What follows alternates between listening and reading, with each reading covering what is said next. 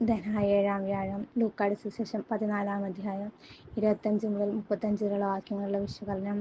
ശിഷ്യത്വത്തിന്റെ വില. ഓരോ പ്രസ്ഥാനത്തിനും അതിൻ്റെതായ നിയമാവലികളും ചട്ടക്കൂടുകളുമുണ്ട്. അത് പാലിക്കാൻ തയ്യാറാകുന്നവരെയാണ് അതിലെ അംഗങ്ങളാവുക.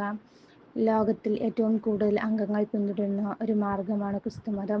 ലാഭങ്ങൾക്ക് വേണ്ടിയോ സ്ഥാനങ്ങൾക്ക് വേണ്ടിയോ ഉള്ള ഒരു അനുഗമനമല്ല അത്. അതിൻ്റെ പേരിൽ ലാഭവും സ്ഥാനമാനങ്ങളും ആരെങ്കിലും കൈയടക്കിയിട്ടുണ്ടെങ്കിൽ അവർ യേശുമാർഗത്തിൽ നിന്നും അകലെയാണ്. ദൈവമൊഴികെ ഈ ലോകത്തിലുള്ള സകലതിനും രണ്ടാം സ്ഥാനമേ ഉണ്ടാവാൻ പാടുള്ളൂ. നിന്റെ ദൈവമായ കർത്താവിനെ പൂർണ്ണ ഹൃദയത്തോടും പൂർണ്ണ ശക്തിയോടും പൂർണ്ണ ആത്മാവോടും പൂർണ്ണ മനസ്സോടും കൂടെ സ്നേഹിക്കുക. ഇതാണ് പ്രധാനവും പ്രാഥമികമായ കൽപ്പന. എന്നാൽ ഈ ലോകത്തിലെ നമ്മുടെ മാതാപിതാക്കളും സഹോദരങ്ങളും അയൽക്കാരെയും നിന്നെപ്പോലെ തന്നെ സ്നേഹിക്കുക എന്ന രണ്ടാമത്തെ കൽപ്പനയും അതോടൊപ്പം അവിടുന്ന് നൽകുന്നുണ്ട്.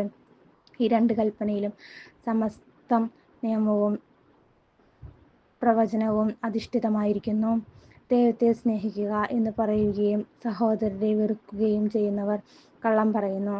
ദൈവത്തിന് പ്രമുഖം സ്ഥാനം നൽകുന്നവരിൽ യാന്ത്രികമായി ഉൾച്ചേർന്നു വരികയാണ് സഹോദര സ്നേഹം.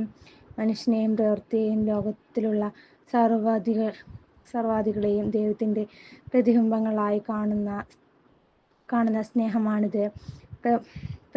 പ്രമുഖ സ്ഥാനം ദൈവത്തിന്